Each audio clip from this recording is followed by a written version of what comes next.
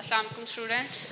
हम पहले डिस्कस कर रहे थे क्रोमेटोग्राफी, और क्रोमेटोग्राफी में हमने डिस्कस किया था कि पेपर क्रोमेटोग्राफी भी क्रोमेटोग्राफी की टाइप है, और दूसरी कौन सी टाइप है, थिन लेयर क्रोमेटोग्राफी। तो हमने दोनों के डिस्कस किया, दोनों के प्रोसीजर्स को डिस्कस किया, और दोनों की एप्लीकेशंस हमने देखी कि फार्मास्यूटिकल इंडस्ट्री में कहाँ कहाँ क्रोमेटोग्राफी को हम अप्लाई कर सकते हैं।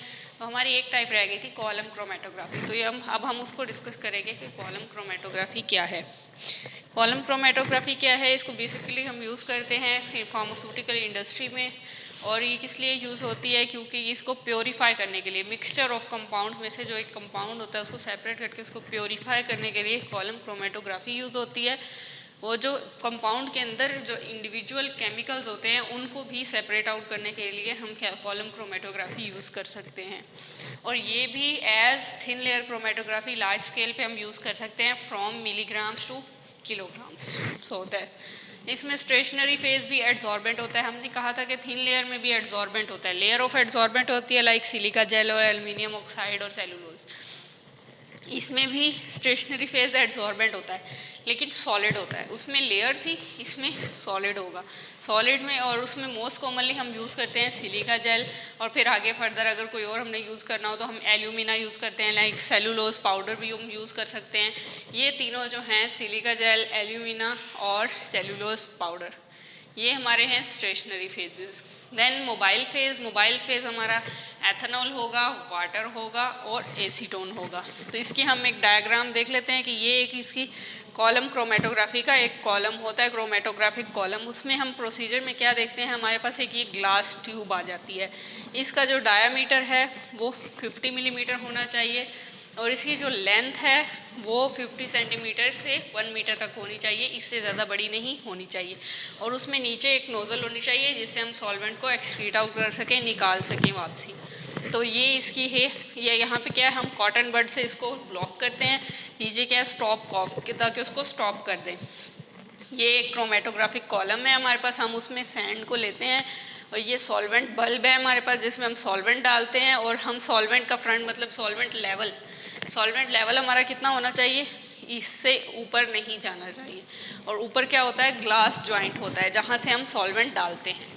ठीक है, उसके बाद हम प्रोसीजर में देखते हैं कि स्टेशनरी फेज, देन वही पाउडर्ड एब्जॉर्बेंट होना चाहिए जिसको हम प्लेस करते हैं वर्टिकल ग्लास कॉलम में, स्टेशनरी फेज को।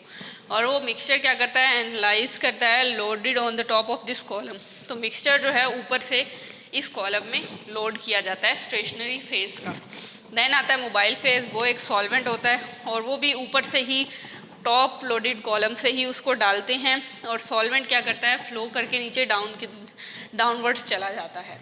तो सॉल्वेंट डाउनवर्ड जाता है, उसके कंपोनेंट ऑफ मिक्सचर जो हैं डिस्ट्रीब्यूट करते हैं पाउडर्ड एड्सॉर्बेंट और सॉल्वेंट के दरमियान। जो पाउडर एड्सॉर्बेंट हमने डाला होता है और जो सॉल्वेंट होता है, लाइक स्टेशनरी फेज और मोबाइल फेज के दरमियान डिस्ट्रीब्यूट हो जाते हैं कंपोनेंट्स जो भी मिक्सचर के होते हैं वो इस कॉलम के अंदर। उसके बाद क्या करते हैं, जो सेपरेट कर देते हैं उसी मिक्सचर के कंपोनेंट्स को, फिर सेपरेशन स्टार्ट हो जाती है। तो इसमें बेसिक प्रोसीजर यही है। उसके बाद क्या है, सॉल्वेंट क्या करता है, फ्लोज करता है, फिर उसके बाद सॉल्वेंट नीचे से फ्लो होना शुरू कर देता है बॉटम की तरफ, ऊपर से नीचे की तरफ। कुछ जो होते हैं वो मिक्सचर के कंपोनेंट जो होते हैं अर्ली स्टेज पे हमें मिल जाते हैं, एल्यूट मतलब सेपरेट हो जाते हैं, और कुछ जो होते हैं लेट फ्रैक्शंस में सेपरेट हो जाते हैं। तो मेन प्रोसीजर इसका यही है कि हमारे पास क्रोमेटोग्राफिक कॉलम होना चाहिए जो एक ग्लास ट्यूब होती है, उसका डायमीटर जो है 50 मिलीमीटर होना चाहिए, उसकी हाइट 50 सेंटीमीटर टू 1 मीटर के दरमियान होनी चाहिए। फिर उसमें हम स्टेशनरी फेज क्या लेते हैं, एड्सॉर्बेंट लेते हैं, और उसको लोड हम करते हैं ऊपर से। इसका ग्राउंड का ग्लास जॉइंट हटा के यहाँ से हम स्टेशनरी फेज को प्लेस करेंगे वर्टिकल ग्लास कॉलम में। उसके बाद क्या होगा, मोबाइल फेज को भी हम टॉप लोडेड कॉलम में से डालेंगे अंदर। मोबाइल फेज क्या होगा हमारा, वो भी अंदर ही डालेंगे, उसमें एथेनॉल, वाटर या एसीटोन कुछ भी हो सकता है। उसके बाद फिर क्या होगा, जो कंपोनेंट्स हैं मिक्सचर के वो डिस्ट्रीब्यूट होना स्टार्ट हो जाएंगे बोथ स्टेशनरी फेज और मोबाइल फेज में। और उसके बाद क्या होगा कि कंपोनेंट्स जो हैं मिक्सचर के वो सेपरेशन होनी स्टार्ट हो जाएगी। उसके बाद सॉल्वेंट जो है वो फिर नीचे की तरफ फ्लो करेगा कॉलम में, और उसके बाद कुछ जो मिक्सचर के कंपोनेंट्स हैं वो कुछ जल्दी हमें मिल जाएंगे, कुछ थोड़ी देर से हमें लेट फ्रैक्शंस में मिलेंगे। तो ये था हमारा कॉलम क्रोमेटोग्राफी। इसमें हम अब इसकी एप्लीकेशन देख लेते हैं कि हम इसको अप्लाई कहाँ कहाँ कर सकते हैं। हम सेपरेशन करने के लिए बेंजोडाइज़ेपिन्स की यूज़ कर सकते हैं, मेडिसिन्स की एनालिसिस के लिए यूज़ कर सकते हैं, एंड फर्दर वाटर को प्योरीफाई करने के लिए या किसी भी ऑर्गेनिक सॉल्वेंट को इंडस्ट्रियल लेवल पे प्योरीफाई करने के लिए हम कॉलम क्रोमेटोग्राफी को यूज़ करते हैं। उसके बाद separation of different body tissues, body के डिफरेंट टिश्यूज़ को सेपरेट करने के लिए भी हम कॉलम क्रोमेटोग्राफी यूज़ करते हैं। ये भी कौन सी थी, थर्ड टाइप ऑफ क्रोमेटोग्राफी। अब ये है क्रोमेटोग्राफी का एक वर्टिकल कॉलम। तो इसको हम देखते हैं इसमें क्या क्या होना चाहिए। ये हमने डायग्राम में वाजे किया है कि यहाँ पे ये क्या होता है, ये कॉलम होता है, इसमें सैंड होती है, ये सॉल्वेंट बल्ब होता है जिसमें हम सॉल्वेंट डालते हैं और उसका सॉल्वेंट का लेवल एक स्पेसिफिक लेवल तक रखते हैं। उसके बाद नीचे एक पिस्टन होता है, स्टॉप कॉक होता है, उसमें हम कॉटन फंसा देते हैं ताकि जो सॉल्वेंट है वो नीचे से लीक आउट ना हो जाए। तो फिर उसका हम प्रोसीजर देखते हैं। फर्दर फिर हम उसको देखते हैं कि अगर हमें कोई एक्सपेरिमेंट करें, कोई हम सॉल्वेंट लें, मोबाइल फेज़ लें, फिर मिक्सचर ऑफ कंपाउंड्स लें और एड्जॉर्बेंट ले लें और उसका ग्लास, नीचे से ग्लास वूल और प्लग से उसको बंद कर दें, तो उसमें क्या होगा, सॉल्वेंट जो होगा, मोबाइल फेज़ जो होगा वो ऊपर होगा, मिक्सचर ऑफ कंपोनेंट्स होंगे, कंपाउंड जो होंगे ए बी सी कोई भी 2-3 हो सकते हैं, वो हम मिड में लेंगे और नीचे क्या होगा, एड्जॉर्बेंट होगा, स्टेशनरी फेज़ होगा। उसके बाद फिर हम कुछ देर के बाद देखते हैं कि ये जो कंपाउंड्स हैं ए बी सी वो थोड़ा सेपरेट होना स्टार्ट हो जाते हैं। लाइक पहले ए सेपरेट हो जाता है, फिर बी प्लस सी का मिक्सचर रह जाता है, फिर फर्दर ए सेपरेट होता है, बी प्लस सी का कुछ मिक्सचर रह जाता है और सी भी सेपरेट आउट होना स्टार्ट हो जाता है। तो ये था कॉलम क्रोमेटोग्राफी। एक बार दोबारा रिपीट कर देती हूँ। हम पढ़ रहे थे क्रोमेटोग्राफी चैप्टर नंबर 7। तो उसमें हमने पहले पढ़ी टेक्निक्स। क्रोमेटोग्राफी की कौन कौन सी टेक्निक होती हैं। असेंडिंग क्रोमेटोग्राफी होती है, डिसेंडिंग क्रोमेटोग्राफी होती है, उसके अलावा सर्कुलर क्रोमेटोग्राफी होती है और रेडियल क्रोमेटोग्राफी। उसमें हमने फर्दर आगे टाइप्स देखी थी कि क्रोमेटोग्राफी की कौन कौन सी टाइप्स हो सकती हैं। तो उसमें पहले थी पेपर क्रोमेटोग्राफी जो हमने प्रीवियस लेक्चर में डिस्कस की, और thin layer chromatography. Third type जो है वो कॉलम क्रोमेटोग्राफी है। ये जो है ये मेनली इंडस्ट्रियल लेवल पे यूज़ होती है और हम कंपोनेंट्स को, कंपाउंड्स के मिक्सचर्स को प्योरीफाई करने के लिए, और जो मिक्सचर ऑफ कंपाउंड होता है उसमें से इंडिविजुअल कंपाउंड के जो केमिकल्स होते हैं, जो एक कंपाउंड में केमिकल होते हैं, उनके कंपोनेंट्स को भी सेपरेट करने के लिए हम कॉलम क्रोमेटोग्राफी यूज़ करते हैं।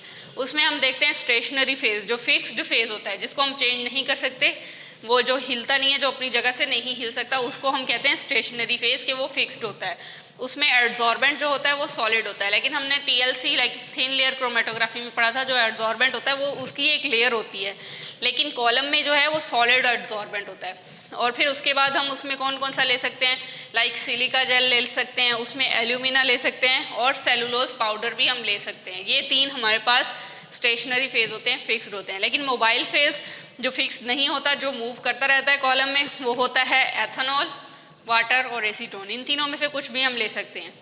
फिर फर्दर इसका प्रोसीजर हम देखते हैं कि कॉलम क्रोमेटोग्राफी हम परफॉर्म कैसे कर सकते हैं। तो ये एक हमारे पास कॉलम होता है, क्रोमेटोग्राफिक कॉलम। ये इसको हम कहते हैं एक ग्लास ट्यूब है हमारे पास, जिसका ये डायामीटर जो है 50 मिलीमीटर है और जिसकी ये लेंथ है, हाइट है, ये 50 सेंटीमीटर से 1 मीटर के दरमियान होनी चाहिए। और टॉप उसकी जो है नीचे एक टैप होनी चाहिए, लाइक एक नोज़ल होनी चाहिए जिससे एक्सक्रीट आउट कर सके हम सॉल्वेंट को। तो इसमें हम स्टेशनरी फेज़ भी लेंगे और मोबाइल फेज़ भी। स्टेशनरी फेज़ क्या होगा, एक एड्जॉर्बेंट का पाउडर होगा, उसको हम ऊपर से ग्लास जॉइंट से हम पोर करेंगे इस वर्टिकल कॉलम में। तो उसके बाद इस क्या होगा, ये भी ऊपर से ही लोड हो जाएगा स्टेशनरी फेज़। फिर मोबाइल फेज़ आता है जो कि सॉल्वेंट होता है, जो कि हमारे पास लिक्विड होता है, तो उसको भी हम ऊपर से ही इंट्रोड्यूस कराएंगे, पोर करेंगे और वो भी फ्लोज करेगा नीचे की तरफ, क्योंकि ग्रेविटी का भी इस पर इफेक्ट होता है, तो नीचे की तरफ ही फ्लो करेगा। फिर कंपोनेंट्स जो होते हैं मिक्सचर के वो डिस्ट्रीब्यूट हो जाते हैं between stationary phase and mobile phase, और एड्जॉर्बेंट और सॉल्वेंट में क्या हो जाते हैं, वो मिक्स हो जाते हैं, डिस्ट्रीब्यूट हो जाते हैं। फिर वो सेपरेट कर देते हैं, केमिकल्स के जो इंडिविजुअल कंपोनेंट होते हैं उसको कुछ टाइम के बाद सेपरेट आउट करना स्टार्ट कर देते हैं। तो सॉल्वेंट क्या होता है, वो फ्लो करता है बॉटम ऑफ द कॉलम, नीचे की तरफ, जो हमारे पास मोबाइल फेज़ होता है।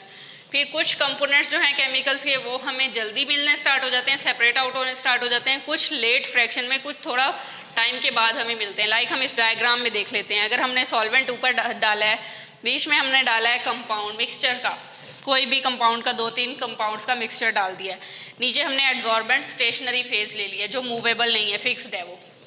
उसके बाद क्या होता है कि कुछ देर के बाद हम देखते हैं हमारे पास कोई भी कंपाउंड ए हमारे पास सेपरेट हो गया है, बीच में फिर एक लेयर होती है, उसके नीचे B+C हमारे पास अभी सेपरेट नहीं हुए, वो मिक्सचर ही है, नीचे क्या है एड्जॉर्बेंट है, स्टेशनरी फेज है, उसका लेवल थोड़ा डाउन होता जाएगा फिर टाइम के साथ, क्योंकि वो नीचे से एक्सक्रीट आउट होता जाएगा।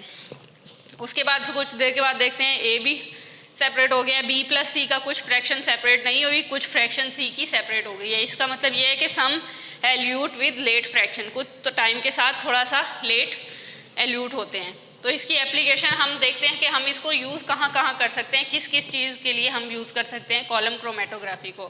बेंजोडायज़ेपिन्स होती हैं हमारे पास ड्रग्स, उनको हम सेपरेट करने के लिए, उनके कंपोनेंट्स को सेपरेट करने के लिए हम कॉलम क्रोमेटोग्राफी यूज़ कर सकते हैं। और कोई भी मेडिसिन का जो एनालिसिस होता है वो ऐसे होता है इंडस्ट्रियल लेवल पे, उसके लिए हम यूज़ कर सकते हैं।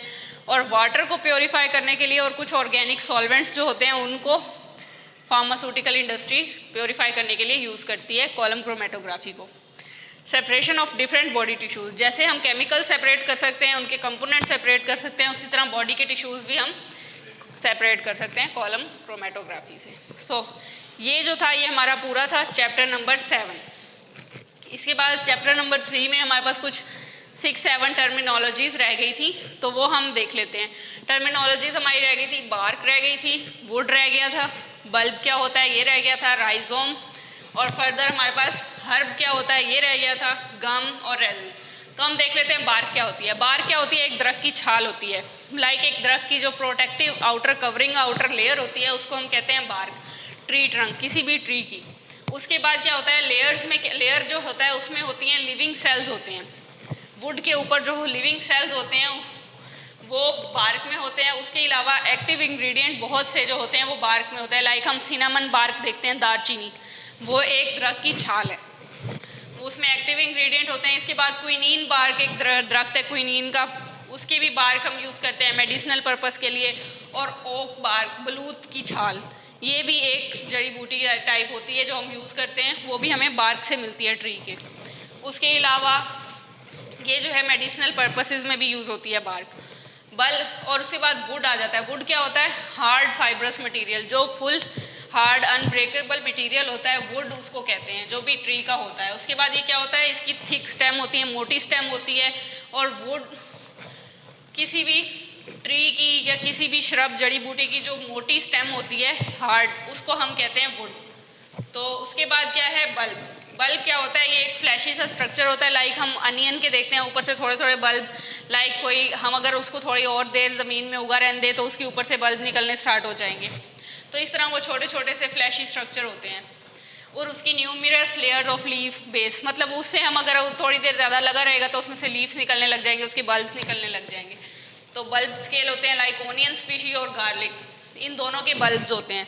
हम अगर इसको अब ज़मीन में भी लगाते हैं तो हम इसको लगाते हैं ना, जैसे हमने अनियन प्याज लगाना होता है तो ऊपर से काट के उसकी बल्ब वाली जगह लगा देते हैं, तो कुछ दिनों बाद वो ग्रोथ होने स्टार्ट हो जाती है। इसी तरह गार्लिक भी हम पूरा मट्टी में दबा देते हैं, उसके नीचे से रूट्स निकलने लग जाती हैं, ऊपर से उसका बल्ब ग्रो होना स्टार्ट हो जाता है।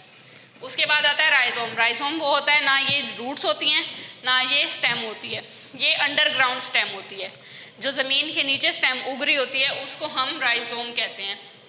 और फ्लैशी और वुडी इलोंगेटेड स्टेम होती है, ये क्या होती है, ग्रोज हॉरिजेंटली ग्रो करती है ग्राउंड, मतलब ज़मीन के अंदर, ज़मीन के नीचे।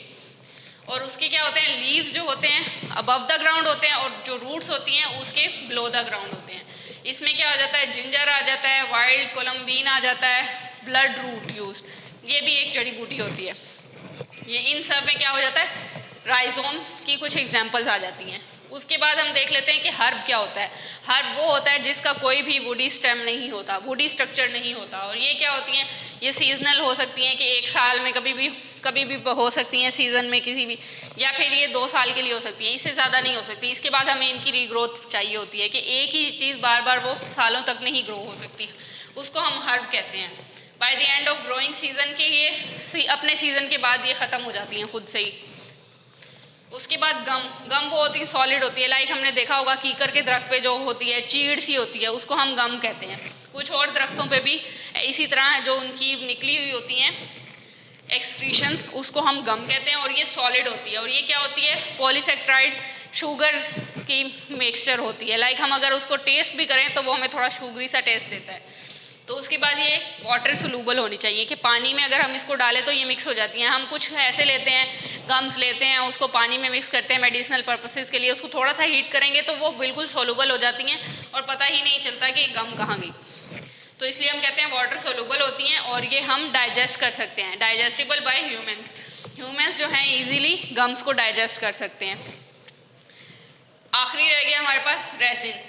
रेजिन में क्या होता है? Mixture of essential oil. जो भी हमारे एसेंशियल ऑयल्स होते हैं उनका मिक्सचर होता है resin, like castor oil, almond oil, fruits में भी हो सकता है और भी लीव्स में, इस तरह बार्च में हो सकता है। उसको जहाँ से भी हम ऑयल एक्सट्रैक्ट कर सकते हैं उसको हम रेजिन्स कहते हैं।